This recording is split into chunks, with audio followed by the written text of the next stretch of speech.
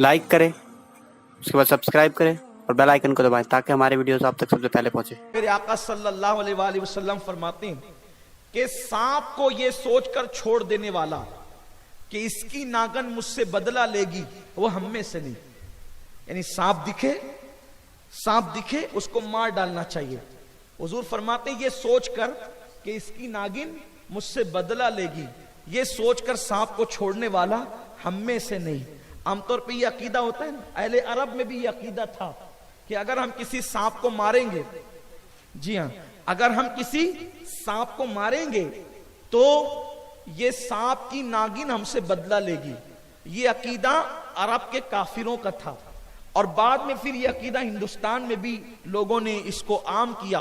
काफिरों से ये अकीदा मुसलमानों में आया कि अगर हम किसी सांप को मारेंगे तो सांप की नागिन हमसे बदला लेगी। पहली बात तो ये बताएं, जो लोग ये कहते हैं कि सांप की नागिन हमसे बदला लेगी, नागिन को पता कैसे चला कि आपने मारा? लोग तो अभी तक नबी के इल्मे गैब पे झगड़ा कर रहे हैं, नागिन को इल्मे गैब कैसे हो गया? नागिन को इल्मे गैब कैसे हो गया? तो उसको नहीं पता कि सांप को किसने मारा। तो ऐसा नागिन कोई बदला नहीं लेती। और ये कहें, ये समझ के छोड़ देना कि बदला लेगी, हुजूर फरमाते हम में से नहीं। यानी अगर सांप नजर आए तो उसको मारना चाहिए, सांप नजर आए तो उसको मारना चाहिए। जंगलों में जो सांप निकलते हैं, बस्ती के अंदर जो आमतौर पे हमारे रमजानपुरे के इलाके में भी सांप निकलते हैं तो उसको मारना चाहिए, फौरन मारना चाहिए, उसको छोड़ना नहीं चाहिए। इसलिए कि अगर आपने घरों में निकले तो मसला अलग है और वो उसके मुतालिक जो है इंशाअल्लाह ताला किसी मौके पर मैं तफसीली बयान करूंगा, लेकिन अभी मेरा उन्वान चूंकि वो नहीं है तो इसलिए सांप नजर आए तो उसको मारो। लोगों का अकीदा ये भी, हकीमुल उम्मत मुफ्ती अहमद यार खान नईमी रहमतुल्लाह अलैह फरमाते हैं कि सांप को अगर मारो तो उसकी आंखों में मारने वालों का फोटो आ जाता है ना। मुफ्ती अहमद यार खान नईमी अलैहिर्रहमा मिशकात शरीफ की शरह में ये लिखते हैं कि मारने वाले का फोटो आ जाता है। कोई फोटो नहीं आता भैया, कोई फोटो नहीं आता। इसलिए लोग क्या करते हैं कि सांप की मुंडी जला देते हैं ताकि वो तस्वीर जल जाए, वो फोटो जल जाए। अच्छा, वो आपने ये सोचा कि वो फोटो आ जाता है इसलिए कि लोग उस दौर के जिन्होंने ये अकीदा गढ़ा है वो फोटो तक ही उनकी रिसाई थी, वरना लोग ये कह देते कि वो वीडियो भी आ जाता है। तो ये सारी तोहमात परस्ती की बातें हैं, ना फोटो आता है ना वीडियो आता है, ये सब चीजें नहीं है। और लोग दरअसल मुफ्ती अहमद यार खान नईमी रहमतुल्लाह अलैह ये फरमाते हैं कि सांप को जब मारा जाए तो वो बेहोश हो जाता है।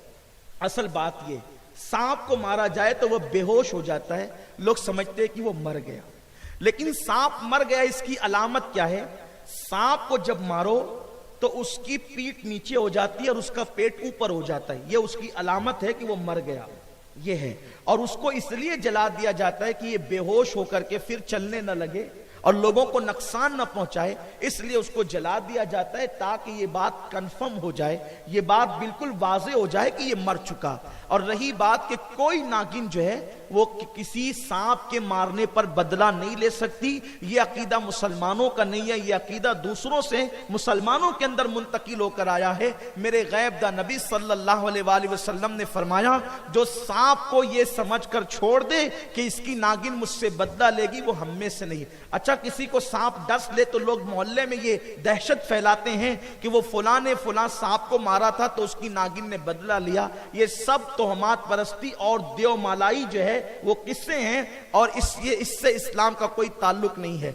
यहां पर मुझे एक बात याद आती है, दरअसल हुक्म ये है कि मूजी जानवर को मार डालो इससे पहले कि वो तुम्हें ईजा पहुंचाए।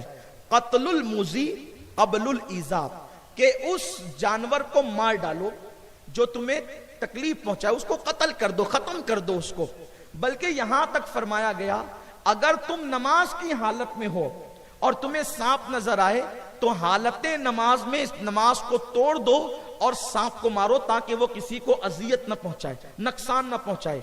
यहां पर एक चीज मैं आपको और बता देता हूं कि मुझे पता चला है, अब बात हदीस पाक की निकल आई तो अर्ज करूं कि रमजानपुरे के लोग और उधर कच्ची बस्ती जो उस तरफ है मालदा शिवार वगैरह में या जंगलों में जहां पर सांप निकलता है तो लोग उसको पकड़ लेते हैं और उसको खेल तमाशा करते हैं।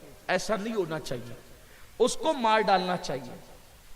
ये खेल तमाशे की बुनियाद पर ایک بندے کی جان گئی ہے، میں جس کو جانتا ہوں، ایک بندے کی جان گئی ہے، اس کے گھر میں سانپ تھا، نکلا، گھر کے لوگ اس کو مارنا چاہتے تھے، وہ سانپ پکڑنے کا عادی تھا، اس نے بہادری کی بنیاد پر اس کو مارنے نہیں دیا، اس کو مارنے نہیں دیا، اور بعد میں کچھ دنوں کے بعد اسی سانپ نے اس کو ڈسا، اور اس کے بعد اس شخص کا انتقال ہو گیا۔ اللہ اس بندے کی مغفرت فرمائے۔ بہرحال جس کی موت جس میں لکھی ہوتی ہے تو اس کو اسی میں موت آتی ہے، لیکن حضور علیہ السلام کا فرمان ہے کہ ایذا دینے والی چیز یا تکلیف دینے والا جانور نظر آئے تو تم اس کو وہیں پر قتل کر دو، بلکہ یہاں تک فرمایا گیا، فقہا فرماتے ہیں کہ اس کو نماز توڑ کر قتل کرو، سانپ اگر نظر آئے، کیونکہ وہ تمہیں ڈسے گا ہی۔ ہمارے مذہب میں ڈسنے والی چیزوں کو، ایذا دینے والی چیزوں کو ختم کرنے کا حکم دیا گیا ہے۔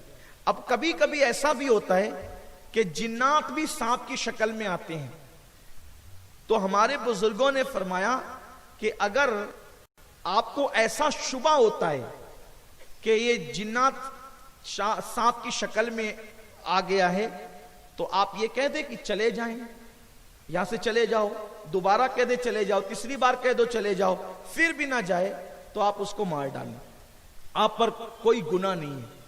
اس سلسلے میں ہماری جماعت کے بہت بڑے بزرگ حضور سیدی سرکار امام شاہ عبدالعزیز محدث دہلوی رحمۃ اللہ علیہ کا ایک واقعہ ہمارے بزرگ بیان کرتے ہیں۔ واقعہ یوں ہوا کہ شاہ عبدالعزیز رحمۃ اللہ تعالی علیہ کے گھر میں ایک سانپ نکلا، اور سانپ نکلا تو آپ نے اس کو مار ڈالا۔ جب آپ نے اس کو مار ڈالا سانپ کو، تو چونکہ وہ اتفاق سے جو جنات کا بادشاہ تھا اس کا شہزادہ تھا، اور وہ سانپ کی شکل میں شاہ صاحب کے گھر میں آ گیا تھا، شاہ صاحب نے اس کو مار ڈالا۔ جب مار ڈالا تو جنات کے بادشاہ کو خبر ہوئی کہ عبدالعزیز نام کے کوئی محدث دلی میں رہتے ہیں، انہوں نے مار ڈالا میرے بیٹے کو۔ تو اس نے چند جنات کو بھیجا انسان کی شکل میں، کیونکہ جنات جو ہے وہ بہت مختصر وقت میں کہاں سے کہاں پہنچ سکتے ہیں، وہ شکلیں بھی بدل سکتے ہیں۔ تو اب ایسا ہوا کہ وہ آئے، شاہ صاحب کے دروازے پہ دستک دی، دروازہ کھلا تو شاہ صاحب سے کہا کہ آپ سے کام ہے، ذرا باہر آئیں۔ جیسی باہر ہے تو کہا چلیے ہمارے بادشاہ نے آپ کو بلایا ہے۔ چند قدم چلے تو کیا دیکھا کہ دلی تو ختم ہو گیا، لیکن ایک نئی بزم میں آپ تشریف لے گئے، جہاں پر بہت سارے لوگ موجود تھے، عجیب عجیب چہرے والے، اور وہاں پر ایک بزم سجی ہوئی تھی اور ایک بادشاہ بیٹھا ہوا تھا۔ شاہ صاحب کو لے جا کے کہا کہ یہی مجرم ہے۔ شاہ صاحب نے کہا میں نے کیا جرم کیا ہے؟ تو بادشاہ نے کہا آپ نے میرے بیٹے کو قتل کیا۔ شاہ صاحب نے فرمایا میں نے کسی کے بیٹے کو قتل نہیں کیا۔ کہا وہ جو سانپ آپ کے گھر میں تھا وہ میرا بیٹا تھا۔ شاہ صاحب نے فرمایا تیرا بیٹا تھا یا کون تھا مجھے نہیں پتا، میں تو اتنا جانتا ہوں کہ میرے حضور کا فرمان ہے قتل الموذی قبل الایذا، ایسی چیز کو قتل کر دو جو تمہیں ایذا پہنچائے، اور اس سے پہلے اس کو قتل کر دو کہ وہ تمہیں ایذا پہنچائے، ایذا پہنچانے سے پہلے تم ایذا پہنچانے والے جانور کو قتل کر دو۔ میں نے تو حضور کے فرمان پہ عمل کیا ہے۔ اب آپ بادشاہ جنوں کے اور آپ کہتے ہیں کہ میرے بیٹے کو قتل کر دیا تو ہم بھی تمہیں قتل کریں گے، میں نے حضور کے فرمان پہ عمل کیا ہے، آپ کیسے مجھے قتل کر سکتے ہیں؟ تو بادشاہ نے کہا کیا یہ حضور کی حدیث ہے؟ انہوں نے کہا بالکل حضور کی حدیث ہے۔ کہا ہمیں نہیں پتا کہ حضور کی حدیث ہے۔ تو شاہ صاحب نے فرمایا آپ کو نہیں پتا تو میں کیا کروں، مجھے پتا ہے کہ حضور کی حدیث ہے، میں نے اس پہ عمل کیا ہے، کوئی ضروری تو نہیں نا کہ حضور کی ہر حدیث ہر بندے کو یاد ہو۔ تو اس بادشاہ نے کہا ٹھیک ہے اگر یہ بات ہے تو ابھی فیصلہ ہو جائے گا۔ کہا ایک کام کرو مدینہ منورہ جاؤ اور جا کر کے وہاں پر بہت سارے جن رہتے ہیں جنہوں نے رسول اللہ کی زیارت کی ہے، جو حضور کی محفلوں میں بیٹھے ہیں، ان میں سے بزرگ جن کو جو صحابی ہیں ان کو بلا کر کے لاؤ کہ وہ آ کر کے فیصلہ کریں گے کہ شاہ عبدالعزیز صحیح کہتے ہیں یا بادشاہ صحیح کہتا ہے۔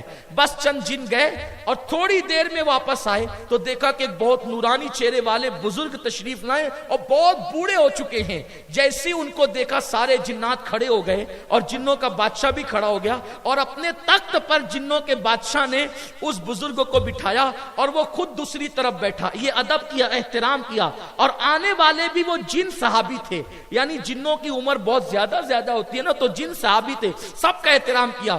تب بادشاہ نے کہا حضور آپ کی بارگاہ میں ایک مقدمہ ہے. مقدمہ یہ ہے کہ یہ شخص کہتا ہے کہ حضور کی حدیث ہے قتل الموذی قبل الایذا, کہ موذی کو قتل کرے اس سے پہلے کہ وہ ایذا پہنچائے, اور جس نے میرے بیٹے کو قتل کیا وہ جب سانپ کی شکل میں تھا. اور یہ کہتا ہے کہ جب کوئی جن جس شکل میں ہوگا تو حکم اس چیز کا ہوگا, اصل کا حکم نہیں ہوگا. یعنی جنات اگر سانپ کی شکل میں گیا, اب اس کو مار دیا گیا تو جنات کو مارنے کا گناہ نہیں ہوگا, کیونکہ وہ سانپ کی شکل میں گیا کیوں. اب آپ بتائیں, بادشاہ یہ کہتا ہے کہ یہ حدیث میرے علم میں نہیں ہے, اور یہ کہتا ہے کہ یہ حدیث ہے, اللہ اکبر, یہ دلی کا محدث ہے. تو اس وقت وہ جن صحابی نے اپنے لبوں کو جنبش دی. شاہ عبد العزیز اندر ہی اندر سے خوش ہو رہے تھے, چلو اچھا ہوا یہ حادثہ ہو گیا, اس لیے کہ اس حادثے کی وجہ سے میں نے اس صحابی کی زیارت کر لی کہ جس نے اپنی نگاہوں سے میرے مصطفیٰ کا چہرہ دیکھا ہے.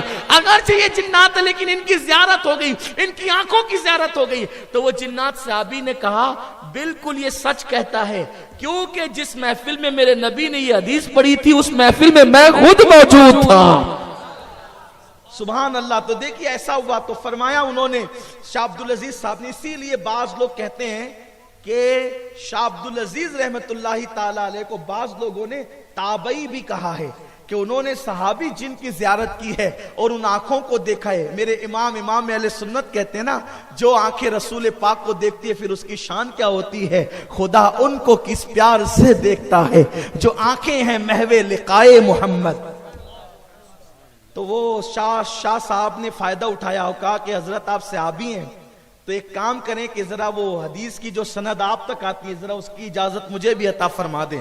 تو اب اس طریقے سے ہو گیا. کس طریقے سے ہو گیا؟ اس طریقے سے کہ شاہ صاحب کو اجازت ملی اس جن صحابی سے, اور وہ رسول اللہ سے روایت کرتے ہیں. تو ایک واسطے سے شاہ عبد العزیز رحمت اللہ تعالی علیہ حضور سے روایت کرنے لگے, اور پھر وہی شاہ عبد العزیز سے شاہ آل رسول احمدی کو اجازت ملی, تو وہ دو واسطوں سے اجازت وہ کرنے لگے. اور اس کے بعد جو ہے شاہ آل رسول سے امام احمد رضا کو اجازت ملی, تو وہ تین واسطوں سے رسول پاک سے. اس طریقے سے اس کو یہ ایک روحانی سلسلہ, اس کو ہم جو ہے جسمانی یا ظاہری تو پر محمول تو نہیں کرتے, لیکن یہ ایک روحانی سلسلہ ہے جس کی برکت ہمارے بزرگوں کو نصیب ہوئی ہے, اور یہ بہت بڑی سعادت کی بات ہے. میرے اور کچھ ہمارے اسلاف جو بہت بڑا دل رکھتے ہیں, اگر اس کو کوئی جسمانی طور پر بھی محسوس کر لے یا اس کی برکتوں کا اعلان کر دے تو کوئی عیب کی بات نہیں ہے. میرے آقا علیہ السلام کے دیوانوں تو حضور علیہ السلام فرماتے ہیں کہ اگر کسی نے سانپ کو یہ سوچ کر کے چھوڑ دیا کہ اس کی ناگن مجھ سے بدلہ لے گی, ناگن اس سے مجھ سے بدلہ لے گی, تو وہ ہم میں سے نہیں ہے. یعنی سانپ نظر آئے تو اس کو قتل کر دینا چاہیے. ہمارے مذہب میں سانپ کو دودھ پلانا نہیں ہے. اپنا مذہب اس بات کی اجازت نہیں دیتا کہ سانپ کو دودھ پلائیں. آپ دودھ پلائیں کہ کھیر پلائیں, وہ آپ کو ڈسے گا بہرحال.